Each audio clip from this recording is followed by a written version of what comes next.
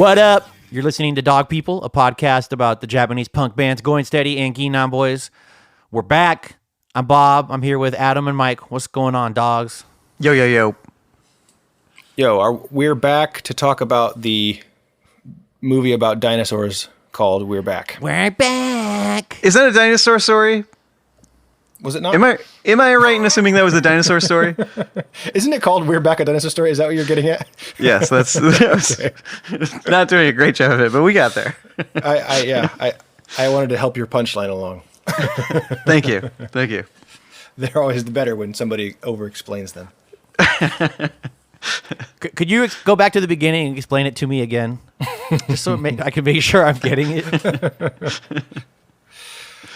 Well, we're back. All right. We're back.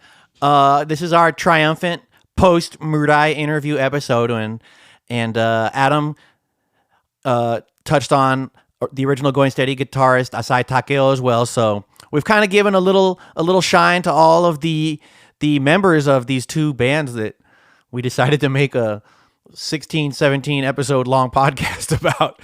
And I've been thinking about this a lot in the last few weeks.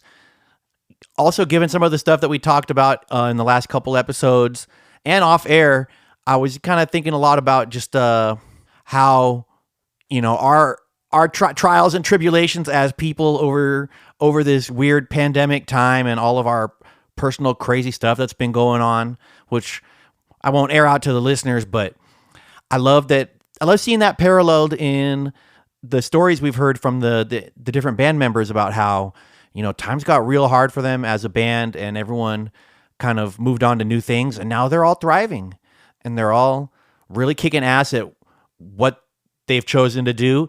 Even Mineta, the one member who stuck around in the band, he's making his best music in 15 years. And it's really cool to see. I feel like it's a very different perspective than I had when we started this show. And I'd love to hear what you guys think in hindsight, looking back on what we've talked about. Yeah, we have kind of covered a lot, and partway through this season, that new Ging Nang Boyz record came out, and kind of processed it, and I just recently got the vinyl of it, and been listening to it still quite a lot. Honestly, I still really love that record, and really loved diving into it deeper by thinking about it with you guys, and thinking about it in the context of the previous records and in the context of Mineta's longer musical history, and in the context of really not just Mineta's musical history, but all the musicians involved in these projects' musical histories, and how they've all influenced this thing that we've been discussing, which is basically this movement of Japanese music at that time. And I feel like we've come a long way. I don't have an ending to this thought, but but I'm happy that we've gotten here. Yeah, for sure. I think what I've come away with overall is the fact that, kind of to echo your sentiment there, Mike, when you digest this stuff as a group, it's very, very different experience than when you do it on your own, when you consume media on your own. And I came away with very different perspectives of songs and entire albums after hearing what the two of you had to say about them. So that's something that I think has sort of changed the way that I approach music now when I listen to things like that. Is of course, I'm going to come away with my own particular impressions and things like that. But then I think that that's sort of what the nature of music is. It's meant to be shared. It's, it's almost meaningless. I don't want to say that. It's not meaningless, but if it's something that's completely all for yourself, it's a very different experience. And so, for example, Beach, I think I probably never would have listened to that album again. I wouldn't have given it a second or third try, or however many that was. But I'm glad that I did. I'm glad that I put the work into appreciating that album, and then hearing Abiko's perspective about that and how much it meant to him and how much he put into it. And I was ready to just dismiss it But when I gave it another chance and I kind of took different perspectives on it, his perspective and your perspective and everything, now I've come to really appreciate that album. So, yeah, for sure. Like this experience has really, I already really liked these bands, obviously, and I really loved this era of Japanese punk rock and stuff like that. But I think it's given me a more comprehensive appreciation of all of it, for sure. Definitely. This is like it's like a book club in a sense. This is the Going Steady and Ging Nang Boyz listening club. And we kind of have our little assignments to, each week we digest a different chapter of their story and then we talk about it and share our thoughts. I kind of like that it's like I've always liked through this process that it's like doing homework. Like I want to put on a good episode, and so I'll do my deep dive nerd shit to really make it worthwhile, like not just for us, but for like people who don't know us who want to listen. Yeah. That's been very fun and rewarding. You guys have done a great job on that as well. I think I've only taken a few. I think I only took one episode of the lead of actually, but I've been very happy to go on this journey with you guys, and the homework both of you have done has really inspired me. I think you guys have both found some really interesting things about it.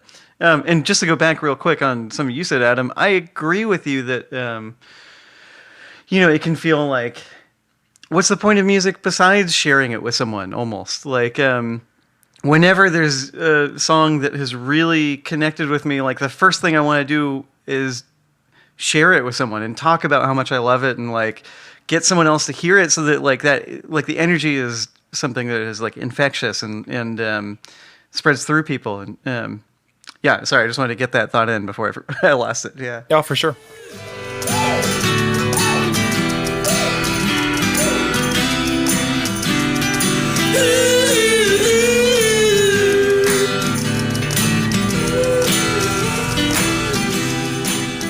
This is kind of bullshit reasoning, but very much echoing what you guys were saying. Sometimes I hear a band's name or an artist's name, and I'm like, no friend has ever told me I should check them out, so they're probably not that good. So I definitely place a lot of weight in what my friends are vibing with. I'm like, literally no friend has ever told me I really need to hear this Tom Waits song or whatever. I don't know anything Tom Waits. I couldn't pick him out, in a lineup, like audibly. And it's like, well, I guess I don't need that if no friend is going out on a limb to tell me. Yeah. That's a really interesting example, Bob, because I don't think you could have a more vocally distinctive I understand his voice is very distinct. I just meant more like if someone like played me a song of his, I wouldn't recognize any aspect of it aside from his voice, perhaps. No melody, no lyrics, no album title. Yeah. Just complete blank. Yeah, I wonder how many melodies of Tom Waits' people could call to mind immediately. Now that you mentioned that in particular, how many melodic patches of Tom Waits come immediately to mind? He's kind of a conceptual gag, I think. No, and actually, you bring up a funny example, because I do like Tom Waits. I haven't spent a lot of time with him more recently, but just kind of like the ability to cultivate a space, he certainly did, for sure, and can continue to do. But regardless, I think this process of like trying to dive into these bands that honestly I think were really kind of deep in the three of our own consciousness in a way, has been really interesting in that it's not only been a process of like exploring the music and exploring a lot of the references and like cultural touchstones and other musicians who are kind of part of the scene, but also just kind of like unraveling my own personal experience of being a fan of this band and being a fan of music and experiencing really like punk music and indie rock through the lens of this band, through this two bands really for the last almost 20 years, and getting a chance to really kind of like unpack some of these things that have been in some ways almost unconscious, like just kind of like music can be a kind of passive experience where you take it in and you love it and you don't even realize what you're consuming or thinking about that much. You're just kind of having a very ecstatic experience with, and taking the time to go back and really unpack all these things has been really profound for me, and really feels right, honestly. Yeah. So you're welcome. Thank you guys. Thanks for joining us. Thank you to my listeners as well.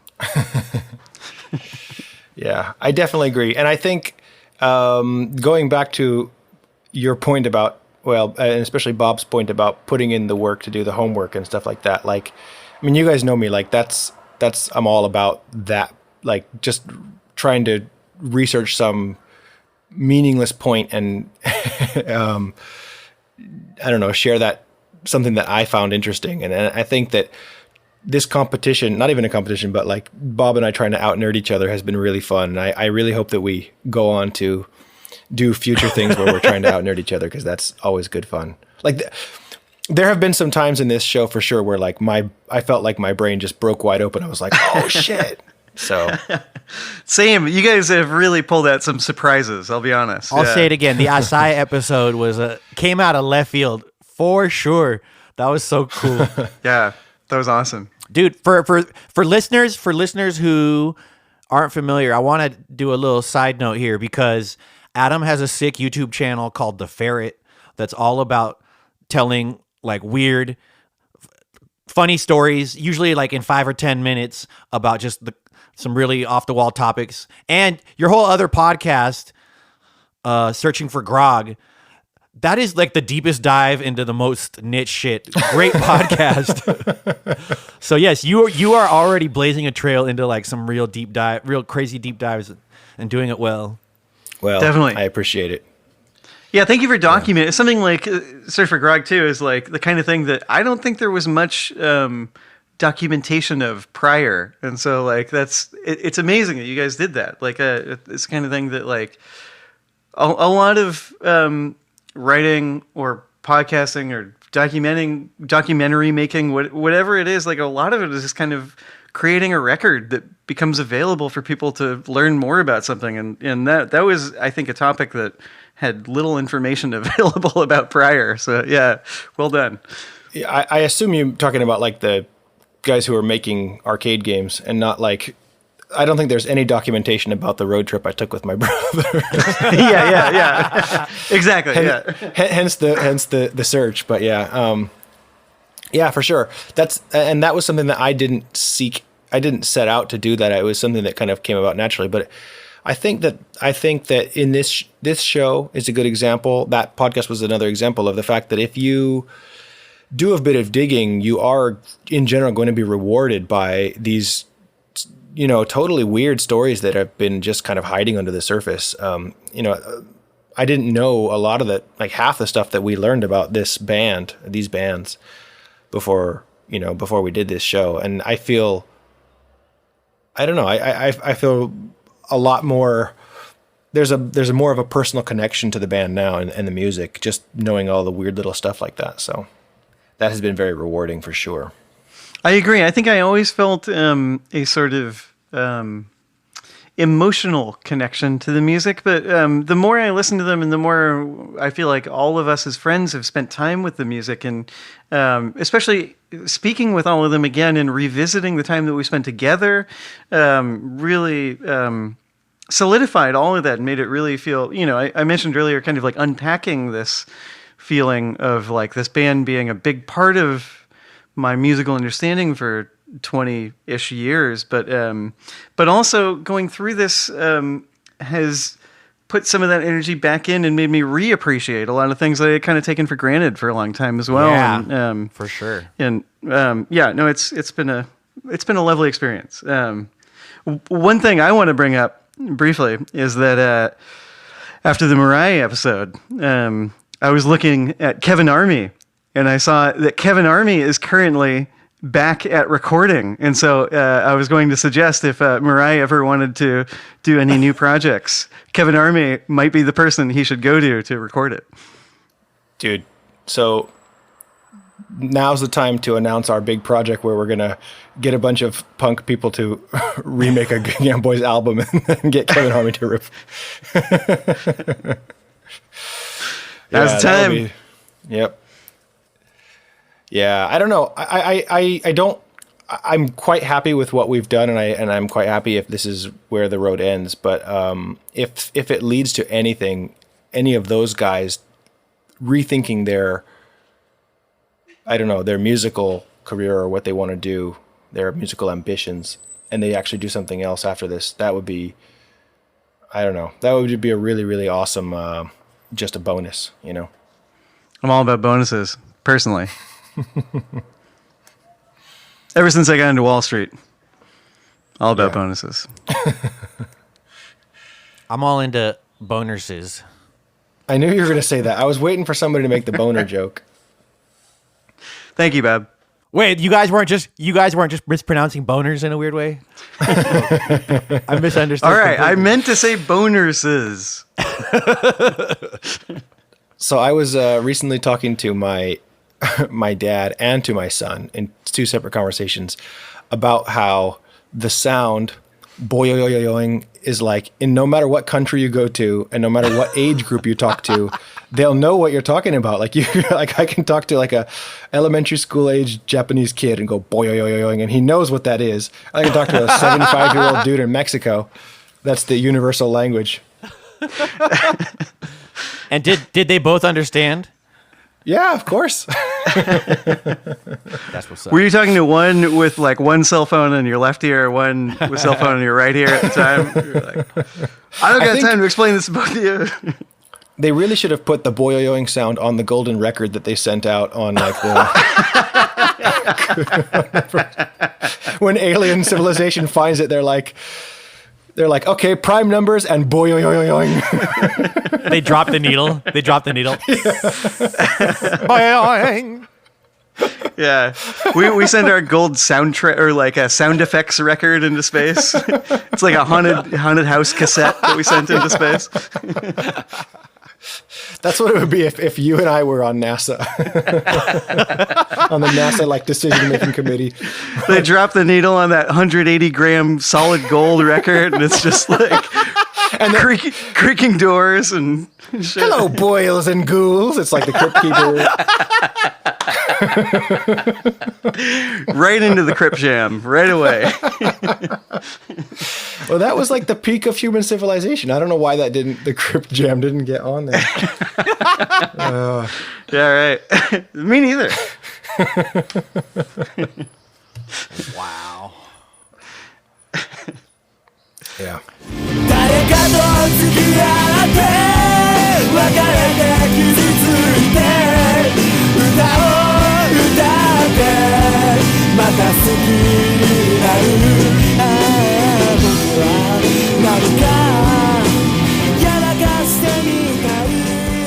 Having the Murai interview be the last one, just coincidentally how it worked out, I thought was super cool.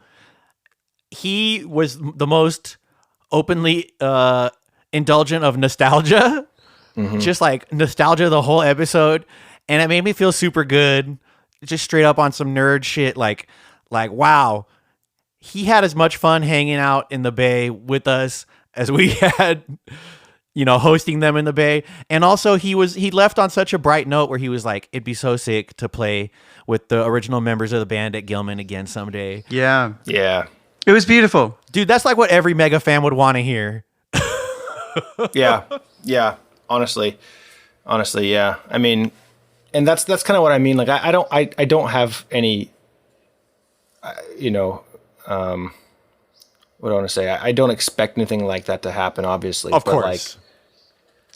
But just, I don't know, just something. The fact that, they're all clearly still involved in music in some capacity. They're all still really interested in it. It's something that I don't think you'll ever just shake. But they're also, including Mineta, they're all doing something entirely different apart from music too. So, that's all of it, right? That's us too. Like, no matter what happens, no matter where we are in our lives, I think music is this thing that's going to always kind of hold us together and carry us, like connect us and stuff. So Yeah. Definitely. No, I entirely agree about that. Yeah. It's something that has been with me my entire life, and I think has changed in significance, or changed in my relation to it, but has never changed in its significance for me, really. Yeah. And even if we aren't playing music together, just like you said, Bob, like your musical recommendations from the two of you, like I will put that above anything else. I'll be like, okay, this is probably going to be good. Like, or at least it's going to be something that connects me and Bob or me and Mike, right? Like that playlist you sent to me, Bob, for your butt twin. I'd bump that all the time. Bob made me a playlist called Butt Twin because we are butt twins. No further comment about that. I'm motioning a little zipper on my face, on my lips. I'm not a butt triplet, so I have nothing to say about this. But to be a triplet, by definition, you have to be a twin, right? I mean, yeah, that's it. Oh, man, that is a. Is that the case? Do you need to be a twin, or do you need to refer back to some occult original? Well, so there are no like identical triplets. You either have a pair of identical twins and another fraternal twin with them, or you have three fraternal. Gotcha. So- I didn't realize so- that. Adam's I don't think they just can talking all- about butt twins though right now. Not even like Yeah, regular yeah. twins. Adam's just We're this is all talking- butt Yeah, twin yeah. talk. Fraternal Right, and right, identical exactly. butt twins. I don't Yeah. I don't know fuck all about real twins. I'm not. This is I wrote my dissertation on butt twins though. cool. The Butt super nerds are going twinage. to go over to Soulseek and try to look for my dissertation now. Gotta go to JSTOR to get that dissertation. 君はいつも僕の記憶の中で笑っているよ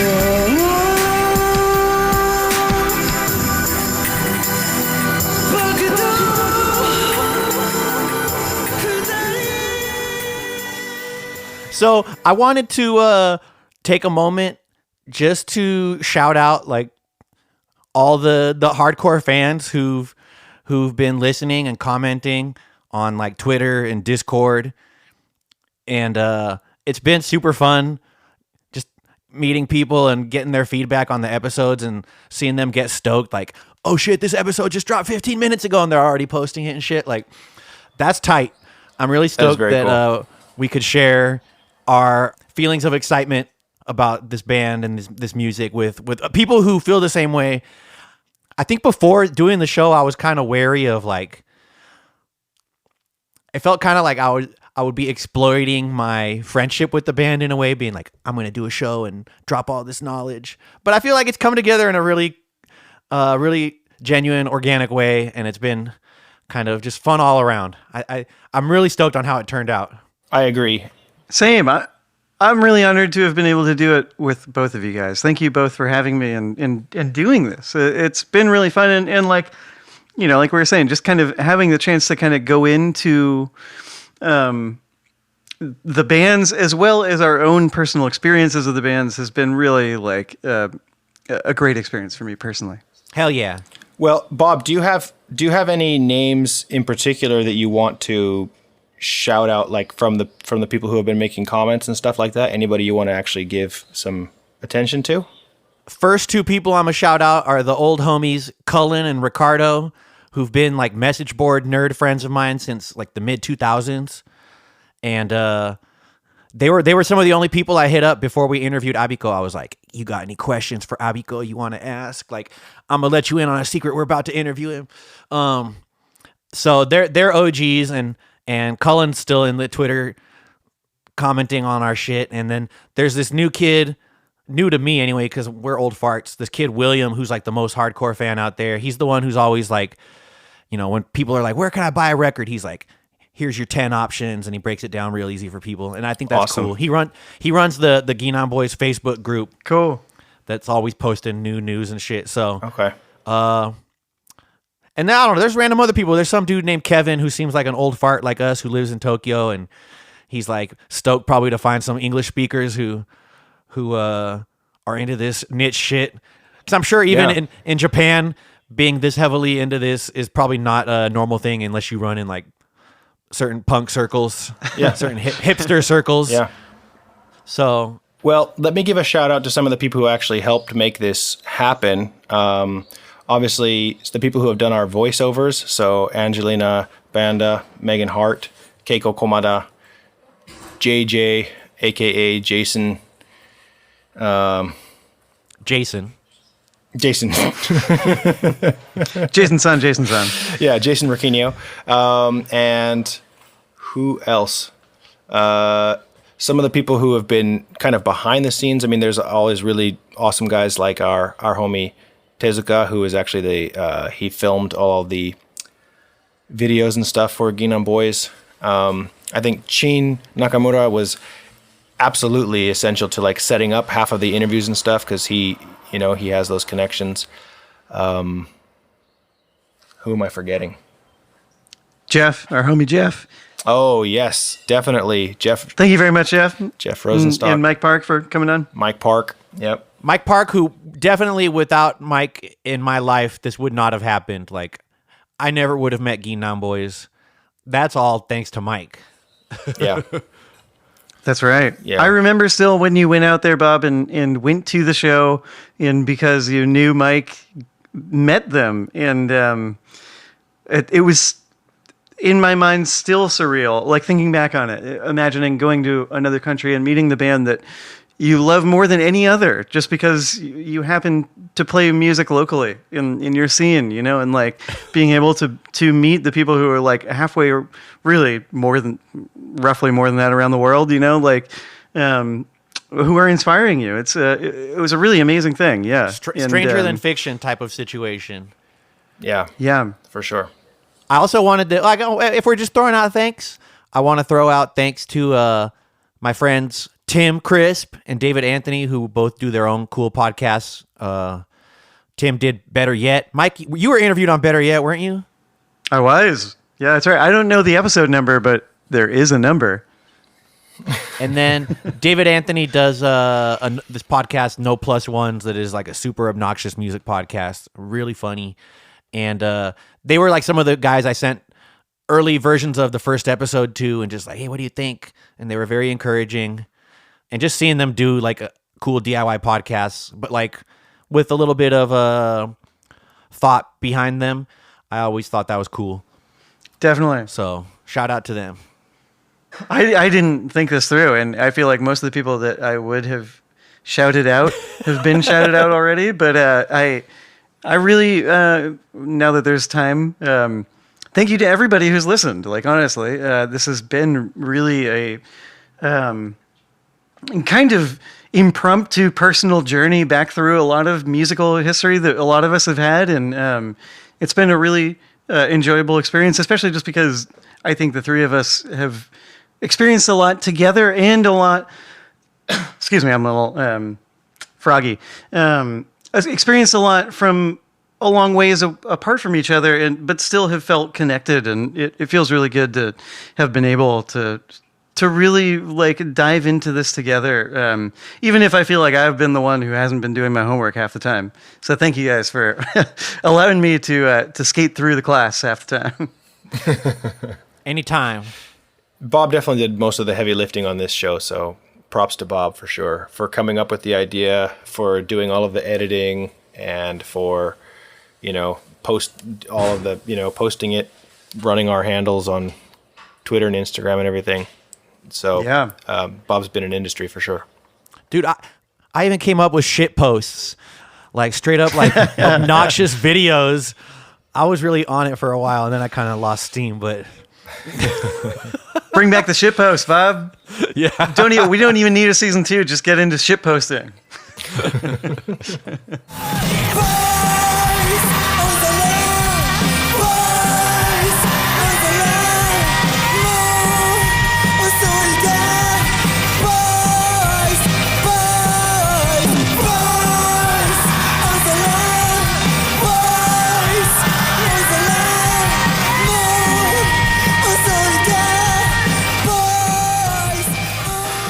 Well, we're kind of wrapping up the show with this episode, but I wanted to leave the door open. We have one episode that we've been talking about behind the scenes that I think we're going to make happen, but it'll take a very long time. It's kind of it'll be a different twist on what we've been doing.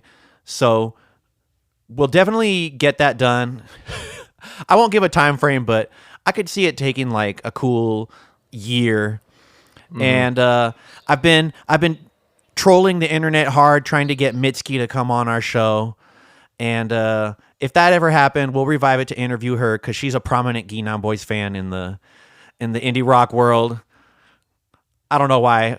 What else we'd talk about, but whatever. Let's see how it goes.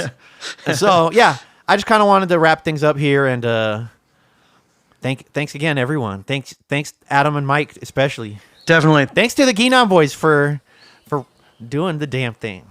Yeah. To them above all. Absolutely. Thank you to everyone who listened, to the Ging Nang Boyz, and to you guys as well. Thank you guys. 1111. Of course, we'll be fucking back. If we get any of those secret recordings, we're coming here first to share it with you guys. So Yep. I'm working on that. That's my new life project. That is my yeah. Ahab's my, white whale right there. What's that? That's my that's my white whale. I spit my hate at those songs.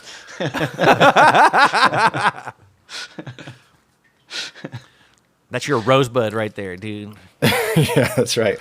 See, you're going for all of these much more I don't know, high level references. I was gonna say my national treasure,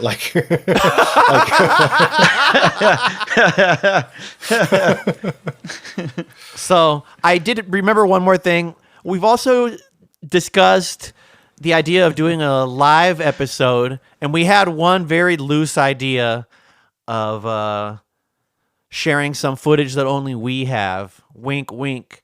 So maybe stick around also for that, guys. That might come together if we figure our shit out at some point. So maybe we can do that on Twitch or something. yeah, we're gonna figure it out. But dog people signing out, but not, what is this? So long, but not goodbye. I don't know how these expressions go. I can barely speak English at this point. I think you nailed it. It's great, bud. All right, you guys have anything you want to say to wrap this up? Nothing that beats that. All right, cue the music. Wow, wow, wow, wow.